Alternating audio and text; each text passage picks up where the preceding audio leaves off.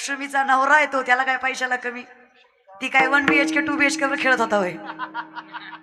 1.25 acre ऊस 1.5 acre ऊस तरी एवढा माज. अरे जगाचा बाप होता तो. लक्ष्मीचा पती आहे तो, नारायण आहे तो, त्याला काय कमी आहे पैशाला. पाय लक्ष्मीचे. असा सामर्थ्यवंत असणारा विठेवरचा मालक आहे तो. काळजी करू नका वहिनी, अहो लय दिलं माझ्या भावानं माझ्या लग्नात, पाहिजे तेवढं खर्च करू. चला चला, तुम्ही श्रीमंत असाल तर तुमच्या पोराच्या वारशाला गाव येईल, लय श्रीमंत असाल तर तालुका येईल, लय श्रीमंत असाल तर जिल्हा येईल. माझ्या चोकोबाच्या पोराच्या वारशाला त्रैलोक्यातल्या देवांनी हजेरी लावली आणि आशीर्वाद देऊन गेले. हे सामर्थ्य फक्त वारकऱ्याच्याच घरात मिळू शकते. आत्या कोण होता? विटेवरचा मालक. त्यानं कान फुकले, नाव ठेवलं पोराचं कर्ममेळा. चोखामेळ्याच्या मुलाचं नाव काय? कर्ममेळा. जगाच्या बापानं कान फुकले दादा. अहो पंक्ती वाढल्या, त्रैलोक्यातले देव जेवून गेले आणि पत्रवाळ्या माझ्या परमात्म्यानं उचलल्या. बघत बघत 27 दिवस भरले. 27 दिवसांनी चोखोबारांना आठवलं माझी बायको बाळंती नाही. काय झालं असेल तिचं? किती दिवसानं? आपल्या परमार्थातला आणि संतांच्या परमार्थातला फरक बघा बरं का. आपण पंढरपूरला गेलं की ड्रायव्हरला म्हणतो गाडीचं तोंड वळवून ठेव, म्हणजे दर्शन झाले झाले निघा येते. तेवढाही वेळ देवाच्या दारात वाया कशाला घालवायचा? गाडीचं तोंड इकडं भुसावळकडं करूनच ठेवायचं. लगेच लगेच इकडं विदर्भाकडे निघालो पाहिजे आपण. तसं कशाला देवाच्या पंचम महाराष्ट्रात राहायचं आपण? आपली घाई बघा आणि संतांची स्थिरता बघा. 27 दिवसांना आठवलं बायको बाळंती नाही. काय झालं असेल? निघाले चोकोबाराय. बहिणीनं शदोरी बांधून दिली, डोक्यावर घेतली, निघाले. देव निघाले. देवाला कळलं देवाचं वायफाय हायफाय. चोकोबाराय निघाले, देवाला कळलं वायरलेस कनेक्शन, न सांगता तुम्हा कळो येते. देवाला कळलं. देवानी लगेच म्हणले सोयराबाईला, वहिनी आता मी येते. अहो ताई असं काय करता तुम्ही? तुम्हा शिवी येते चोळी नाही म्हणे वनमाळी. अहो लय परिस्थिती नाही पण चोळी तरी शिवते.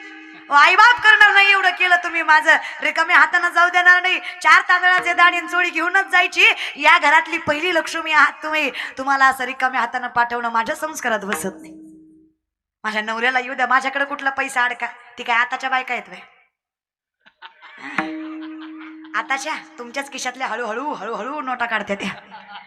तीच दिवाळीला घेऊन जातात, त्याची साडी घेतात आणि तीच तुम्हाला आणून दाखवतात. बघा माझ्या भावाने घेतली अशी. तर आपण एवढ्या मनातून हसल्या म्हणजे खरंय काय की बाबा?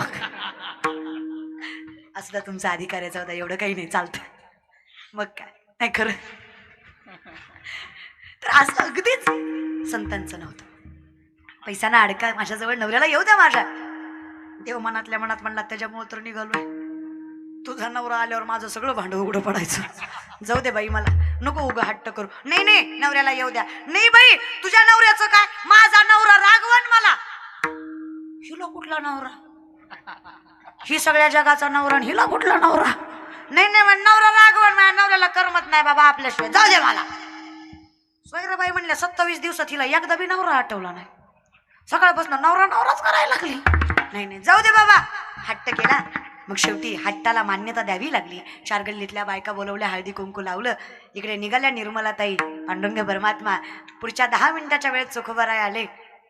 तुम्ही फक्त कल्पना करा माय, तुम्ही असं बाळंती नाही, तुमचा नवरा तुम्हाला भांडून गेला आणि महिन्यानं आला. तुम्ही स्वागत कसं कराल त्याचं? असा कुठे माहित नाही तो महिनाभर, आणि तो डायरेक्ट महिन्याने आला. तुम्ही कसं कसं स्वागत कसं कराल त्याचं? कसं करतील दादा? कसं करतील? डायरेक्ट काकडा. सहस्र दीपे दीप कैसी प्रकाशली प्रभा, कैसी प्रकाशली प्रभा. डायरेक्ट ओवाळीनं माय माझ्या शारंग धरा, माया पंढरीनाथा. कसं स्वागत करील? दारातच म्हणे तिथंच थांब, पुढे येऊ नको, काही संबंध नाही तुझा माझा. माझ्या एकटीचं लेकरू होतं का? तुझं कोण नव्हतं का? तुझ्या आधी लई चांगलं चांगलं बघायला तर मला माझं नशीब नास कमी तुला भाई म्हणले. राग आल्यावर कधीचही काढतात त्या महाराज बरं का.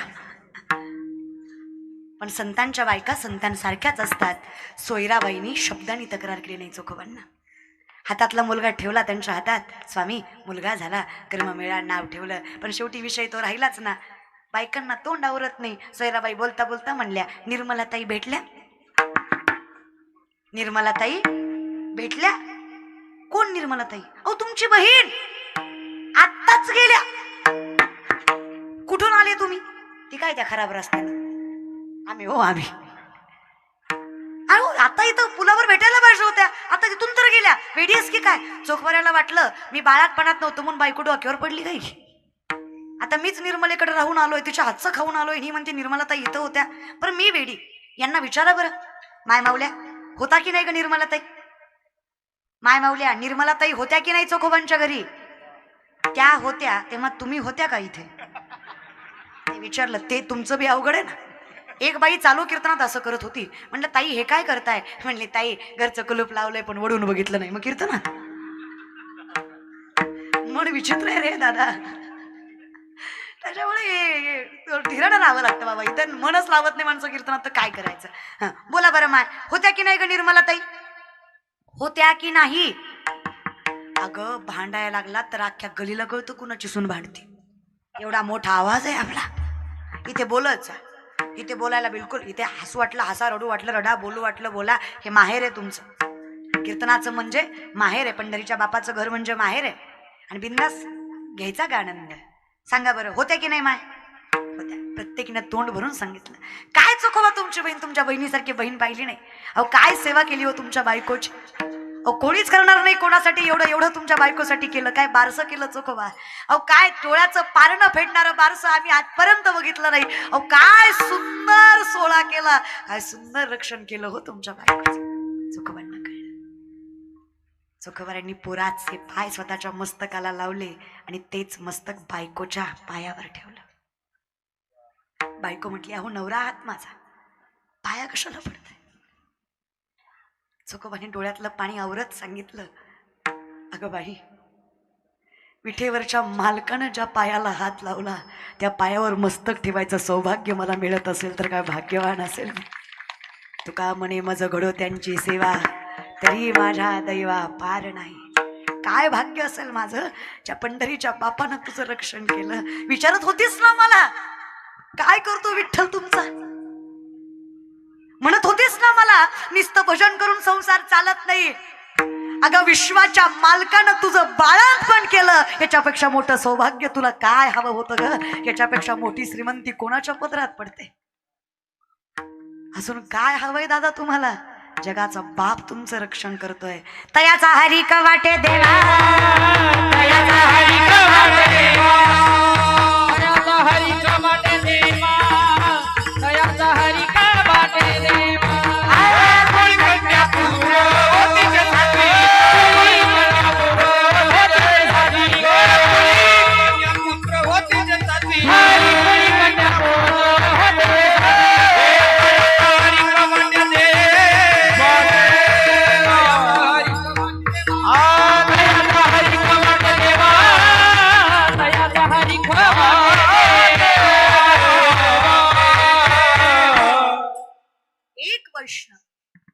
एक सत्याचं आचरण करणारं सात्विक व्यक्तिमत्व कुळानं कुळाचा उद्धार करतं.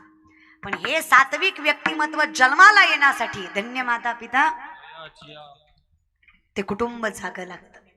आणि जागं व्हायला पर्याय एकच आहे. उठा जागे भारी स्मरण करा पंढरीनाथा, भावी चरणी ठेवा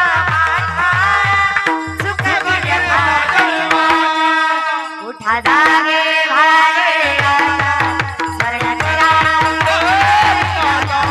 भावी चरणी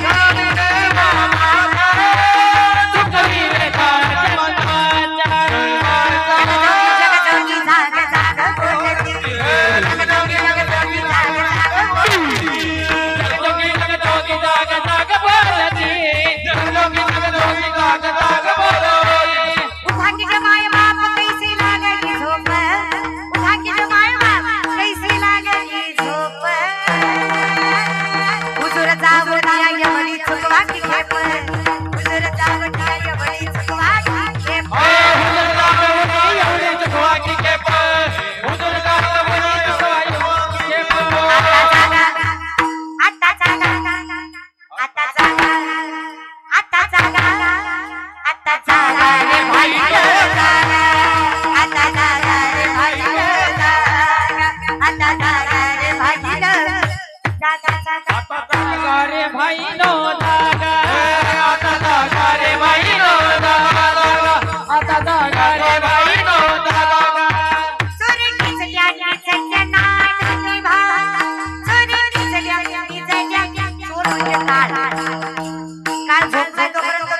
पळा त्याला.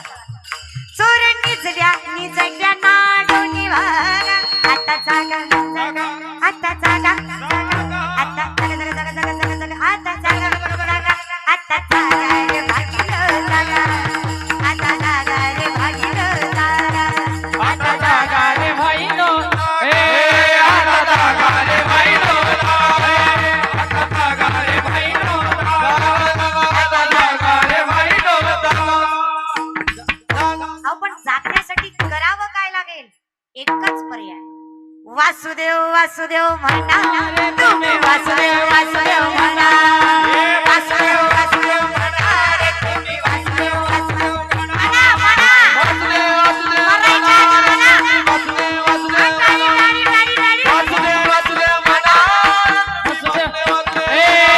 अरे जोडोनी विनवितो तुम्हा, तुम्ही आठवा मधुसूदना, अरे जोडोनी विनवितो तुम्हा, तुम्ही आठवा मधुसूदना. तुम्ही वासुदेव वासुदेव म्हणा, वासुदेव वासुदेव म्हणा, वासुदेव वासुदेव तुम्ही म्हणा. वासुदेव वासुदेव म्हणा रे, तुम्ही वासुदेव वासुदेव म्हणा, वासुदेव वासुदेव म्हणा रे, तुम्ही वासुदेव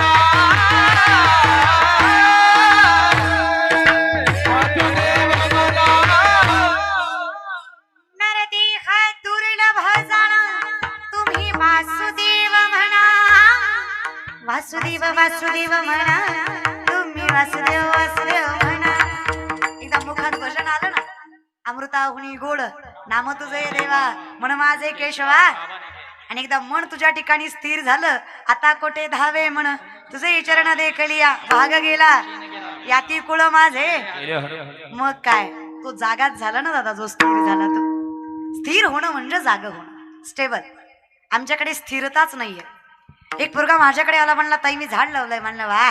म्हणला रोज पाणी घालतो, वेळेवर खत घालतो, झाड वाढत नाही. म्हणलं दादा पाणी घालतो, वेळेवर खत घालतो, झाड वाढलं पाहिजे. बघा ना म्हणला ताई, रोज पाणी घालतो, वेळेवर खत घालतो, रोज उपटून बघतो किती वाढलं, झाड वाढत नाही ताई. ते धीर नाही. तुका म्हणे नाही चालत तातडी, प्राप्त काळ घडी मंथोनी नवनीता, पैसे घे अनंता, वाया व्यर्थ कथा. चुकीच्या मार्गानं घाई करायची वेळ लागतोच. आज माळ घातली की उद्या महाराजन परवाच पाकिट, असं भ्रम करायचा नाही. पाकिटही भेटतं, पण महाराज व्हायला वेळ लागतो. तुम्ही म्हणसाल तू लय म्हातारी लागून गेली. खरं सांगू, मी कीर्तन करते त्याला 20 वर्ष झाली. तोंडाकडे बघू नका माझ्या, 25चीच आहे मी. आता ऑगस्टमध्येच 25वां लागलं. त्याचं कारण आहे, माझा बाप माळकरी, आज्जा माळकरी, पंजा माळकरी, पंजाच्या पंजाच्या पंजाच्या पंजाच्या पंजाबी माळकरीच होता. आमच्या घरात कचकच कांदा वाजलाच नाही. तुम्हाला कसं सांगू आता, आहे की नाही. माझ्या बापाचं अजूनही आयुष्य पेटी वाजवण्यातच जाते. माझ्या बापाला सुपारीचं व्यसन नाही. माझा बाप सुपारीही खात नाही. त्याच्यामुळे ज्ञानोबा तुकोबा कदाचित आमच्या पदरात पडले, पात्रता नसताना. निस्तच पुढच्या पिढीला नावं ठेवायचं नसतं दादा. म्हातारी माणसं निस्ती म्हणतात पुरवाया गेली, पुरवाया गेली आणि पुरवाया गेली. अहो पण बाबा का गेली? बिडी फुकून तुमची तोंड आत गेली म्हणून पुरवाया गेली. तुम्ही काय केलंय दिसून नाही राहिलं तुम्हाला, हे की नाही. आता या म्हाताऱ्या बायका निसत्या दारात बसून. आजकालच्या काय पोरी आहेत का, यांना काय लाज आहेत का? आमच्या जमान्यात नव्हतं माय असं. आम्ही किती इज्जतीनं खाल्लं, किती कष्ट केलं. हिला काय झळ आहे, सगळं आयत्त भेटलं. आणि करती काय, मिसरी चुळती.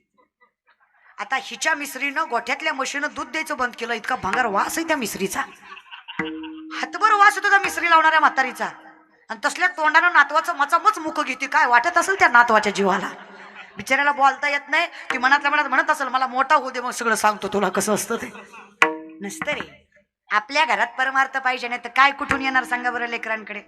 लेकराला पुस्तक वाच वाच म्हटल्यावर लेकरू पुस्तक वाचत नसतं माय. तुम्ही पुस्तक घेऊन बसा, लेकरू शेजारी बसल्याशिवाय राहत नसतं. हे संस्कार असतात, तुम्ही कराल तर लेकरं करत असतात. हेच आहे. माझी माय ज्ञानेश्वरी वाचायची म्हणून आम्हाला वाटलं की काहीतरी आहे त्याच्यात, आपण वाचलं पाहिजे. माझा बाप काकडा करायचा म्हणून वाटायचं काहीतरी आहे काकड्यात, आपण केलं पाहिजे. विनंती आहे माझी. धन्यवाद.